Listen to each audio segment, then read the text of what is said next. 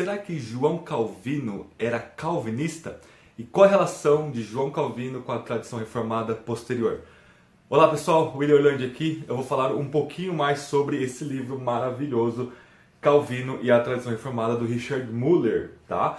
Eu vou falar sobre o capítulo 2, que vai tratar sobre Calvino e a Tradição Reformada. O título do capítulo, na verdade, é: será que Calvino era calvinista? Uma pergunta um pouco anacrônica, mas que é importante a gente fazer. Até Calvino era calvinista, será que ele estava de acordo com a tradição reformada posterior a ele? Ou será que existe uma grande descontinuidade entre Calvino e a tradição reformada? E olha só, fiquem até o final do vídeo, porque no final do vídeo nós vamos ter um cupom que a Pronobis, editora que publicou esse livraço aqui, disponibilizou exclusivamente para o nosso canal aqui, tá? Então vai ter um desconto vitalício, né, permanente e acumulativo, que eu vou falar para vocês o que vocês precisam colocar de cupom lá no site da Pronobis para adquirir essa obra aqui maravilhosa do Richard Muller. Tudo que ele escreve é a coisa mais magnífica que tem, porque ele é um dos maiores teólogos em teologia histórica, especialmente na tradição reformada que nós temos hoje, tá? Então o Muller é muito bom mesmo nesse quesito aqui. Tá? Inclusive o Heber Campos faz o prefácio. O Heber Campos Jr. foi aluno do Muller. Ele fala que isso aqui é uma joia sem igual para a igreja brasileira, tá bom? Então vamos lá, gente. Estou há 2 semanas sem aparecer por aqui. Eu pareço que uma maior cara de pau para vocês aqui, né? Porque eu tive uma semana intensiva no mestrado e depois o notebook quebrou. Ficou uma semana para consertar, ainda não está bem, então estou com um probleminha com áudio e vídeo ainda. Vou consertar na virada do ano, se Deus quiser, tá bom? Vamos lá. Já fiz um vídeo apresentando esse livro de forma geral aqui, uma resenha geral desse Calvino e a Tradição Reformada, uma série de ensaios sobre a relação de Calvino com os seus seguidores, tá? E ele vai colocar aqui algumas coisas importantíssimas nesse capítulo 2 que a gente vai ver agora, tá bom? Então lá, a primeira coisa que ele fala aqui, depois de uma introdução, né, definindo a questão do que é calvinismo. No final do vídeo eu falo para vocês se é legítimo ou não nós usarmos esse termo calvinismo hoje em dia, tá? Mas o termo na época de Calvino era um termo usado pelos oponentes de Calvino e seus seguidores como uma forma de tratar eles. Calvino falava que o termo calvinismo é detestável. Então Calvino ele abominava, detestava usarem o termo calvinista, tá? Então Calvino não se chamava de calvinista. O Muller vai dizer que não tem como uma pessoa ser seguidora de si mesma. Isso porque talvez ele não habite muito o mundo das redes sociais, porque o pessoal segue a si mesmo, assim, à risca, né? O que eu falo é a coisa mais maravilhosa do mundo, então eu sou seguidor de mim mesmo, né? Mas, tecnicamente falando, Calvino não poderia ser calvinista nesse sentido técnico que ele não era seguidor dele mesmo, tá? Daí a gente vai ver depois se os seguidores deles podem ser chamados de calvinistas. Mas como que surge a expressão calvinista? Surge dentro do guarda-chuva reformado, tá? Para diferenciar a questão da ceia. Então, para diferenciar Calvino e seus seguidores de Zwinglio e de Lutero, você era chamado de calvinista ali na época de Lutero, na época de Calvino, se você tinha uma visão mais parecida com a de Calvino. Então não era nem um memorialismo, apenas uma memória igual a Zwinglio, e nem uma consubstanciação igual a Lutero. Era uma questão mais equilibrada, a presença espiritual de Cristo na ceia. Então você era chamado de calvinista por causa disso, tá? A tradição presbiteriana, a tradição batista reformada, e eu acho que a congregacional também segue esse padrão aí, tá? Mas vejam que era uma questão muito pontual para a tradição reformada se distinguir ali por causa da ceia, tá? Ele vai dizer que a tulip, que são os 5 pontos do calvinismo, depravação total em diante, né? Eleição incondicional, expiação limitada ou definida, graça irresistível, perseverança dos santos. Essa tulip, esse acróstico aqui, né? Ele é reducionista e ele só surge no século XIX. Isso é uma coisa importante, guarde essa informação, daqui a pouco eu vou voltar a ela também, tá? Segundo subtópico aqui é calvinismo como a própria posição de Calvino. O que ele vai falar aqui umas coisas importantes aqui sobre o próprio Calvino, tá? Ele vai falar que Calvino não trouxe nenhuma novidade para a teologia. Calvino não era um inovador. Calvino era um sistematizador, tá? O único cara que levou uma teologia nova em Genebra foi Miguel de Serveto, e ele não saiu de lá vivo, né? Então Calvino ele está em diálogo total com os pais da igreja, com os teólogos medievais, e a genialidade dele está em conseguir organizar e sistematizar isso de forma ensinável, de forma didática para a igreja e para os estudantes ali de teologia, tá? Então Calvino não era nenhum inovador. Todos os pontos de teologia dele estão lá em algum lugar, em outros teólogos bons.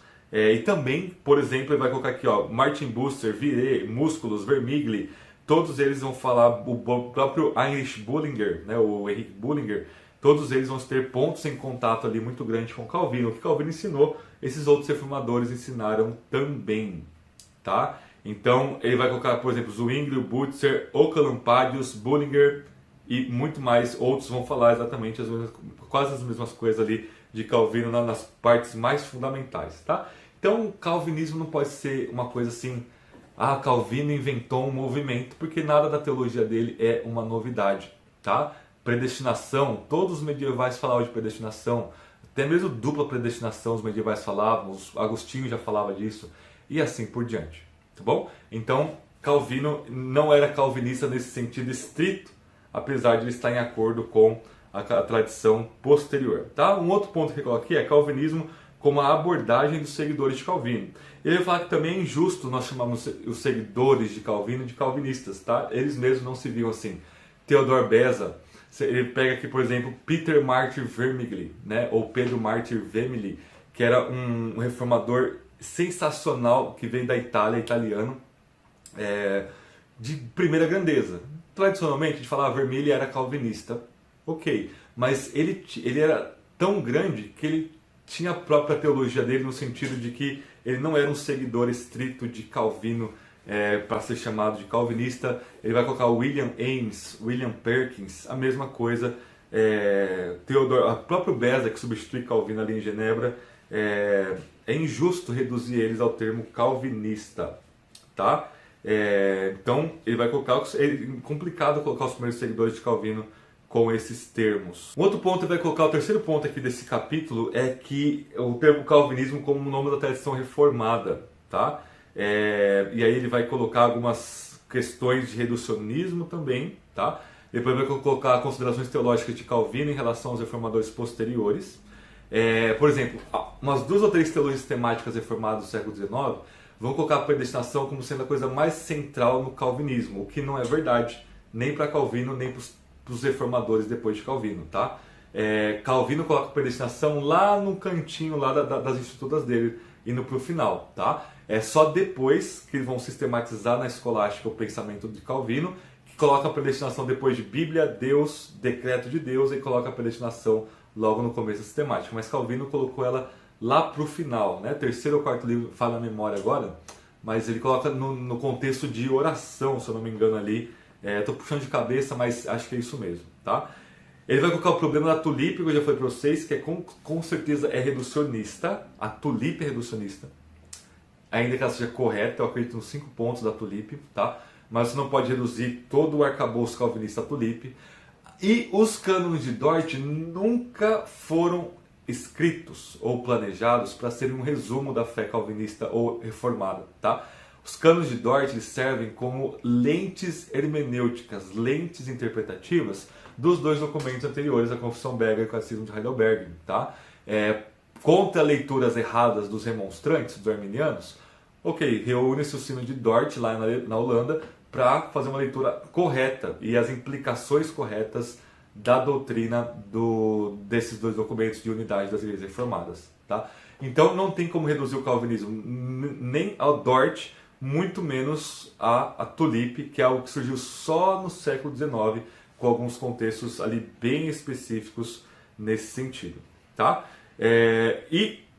Então Calvino, por exemplo, depravação total. Calvino, ele vai usar o termo totalmente depravados, totalmente corruptos, né? Enquanto Dort não vai usar o termo, ele vai colocar aqui Dort, colocar só a expressão que nós pecamos em Adão, né? Um pouco mais generalizado.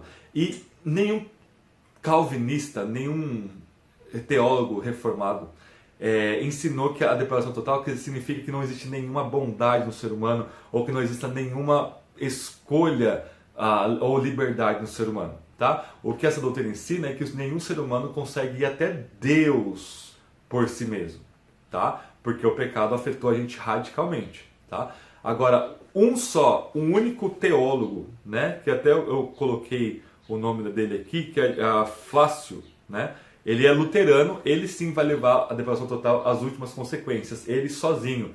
Ele vai colocar a antropologia dele de Imago Dei, imagem de Deus, para Imago Satanae, a imagem do diabo, tá? Onde não existe nenhum resquício de imagem de um ser humano e nada nesse sentido, tá? Então nenhum calvinista concordaria com essa definição desse teólogo luterano ali do século XVI e XVII, tá? Por exemplo, expiação limitada, Calvino e os outros vão dizer que Cristo morreu suficientemente por todos, para pagar o pecado de todos, mas isso é só eficaz para os eleitos, tá? Então não é uma linguagem assim, muito estrita nesses termos também, tá bom? Então vamos lá, gente. A última coisa aqui, antes de irmos para a conclusão, dicotomia escolástica humanista, tá? Isso aqui é uma falácia gigantesca. Ele desenvolve isso num parágrafo só, sim, né, numa parte só, mas tem livros e livros mostrando que não existe contradição entre escolástica e humanismo renascentista da época de Lutero e Calvino, tá? O humanismo surge dentro das universidades, dentro das escolas, dentro do sistema escolástico. E os humanistas usavam o método escolástico, os escolásticos também usavam questões humanistas ali. Isso não era uma questão ou você é uma coisa ou você é outra na época, tá? Então, existem traços de escolasticismo em Calvino? Existem. Existe influência muito de Tomás de Aquino e de muitos outros teólogos escolásticos da era medieval, tá? Existe humanismo. O humanismo que eu falo, gente, é o movimento do Renascimento, tá? Italiano ali, século XIII, XIV e influenciando no século XV e XVI, tá? Século XIV, perdão.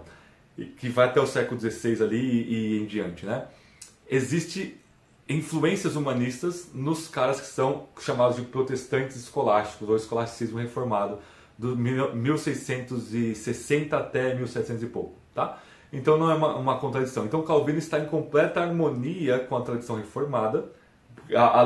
Existe uma leitura meio que iluminista, racionalista, que vai dizer que Calvino falou uma coisa, a tradição reformada falou outra coisa, enrijeceu, se tornou racionalista, se tornou absolutizou a predestinação. Tudo isso é mera bobagem. Tudo isso é coisa assim, um ou outro do século XIX, muito longe, que fez alguma coisa nesse sentido. Tá? Como é que ele se viu então? Como é que Calvino e os seus seguidores se viam, se eles não usavam o termo calvinista? Eles se viam como o título, o nome do nosso subtópico aqui no nosso canal, a playlist no canal. Eles se viam como católicos reformados em oposição aos católicos romanos. Ok? Tanto que o William Perkins tem um livro chamado Catholic Reformed, né? Católico Reformado. Eles se viam assim, dentro da Igreja Católica de Cristo, não a de Roma, mas a de Cristo, com essa reforma de volta às doutrinas contra as inovações corruptoras da Igreja de Roma, tá bom? Então é isso, pessoal, é isso nada que nós temos a nossa surpresa aqui, que é o nosso cupom de desconto, né? Então vamos lá, a Pronobis deu um cupom de desconto especial para o nosso canal aqui, tá bom? Esse desconto é de 5%. Você fala, William, 5% é muito pouco. Não é. Por quê? Ele tem dois adjetivos e duas qualidades a mais. Ele é vitalício, então se você tivesse vindo esse vídeo no dia que foi lançado, 1 ano, 10 anos depois que foi lançado esse livro, se ele ainda tivesse reimpresso, e eu espero que ele tenha muitas e muitas reimpressões, que vocês comprem isso aqui em massa e leiam, né? Você vai ter esse desconto sempre, tá? E o melhor, ele é acumulativo. Então, a editora na pré-venda desse livro aqui, eu acho que ainda está na pré-venda, eles deram 25% de desconto no livro. Você tem esse 25% e você coloca lá o nosso cupom, ele vai te dar mais 5%, você vai ter 30%. Ah, teve uma Black Friday, a editora deu lá, sei lá, 40%, 50%. Mais o nosso cupom, você tem mais 5% de desconto acumulado para vocês comprarem o livro e um pouco mais barato e conseguirem comprar e ler aí, tá bom? Então, o nosso cupom é Calvino Pronobis, tá? Tudo a letra maiúscula, caixa alta, tá? Tudo junto. Calvino, porque o livro é sobre Calvino, Pronobis, que é o nome da editora, né? Pro, normal, Nobis também para nós, né? Em nosso favor. Então, Calvino Pronobis, vou deixar aqui na descrição do vídeo o nosso cupom. Usem lá sem moderação, comprem, presenteiem pessoas com esse livro, porque ele é maravilhoso. Tem muita gente falando muita bobagem na internet sobre a tradição reformada, reduz tudo aos canos de Dort ou a tulipe.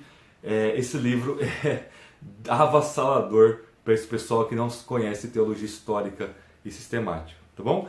Então, gostou? Se inscreve no canal, deixa o seu like, vai ter muita novidade ainda para 2025, vai ter nosso clube de leitura, eu vou fazer um grupo do nosso clube de leitura, vejam o vídeo do nosso clube de leitura que logo mais nós temos novidades, tá bom? Calvino e a Tradição Reformada, Richard Muller, Deus abençoe vocês, até o próximo vídeo.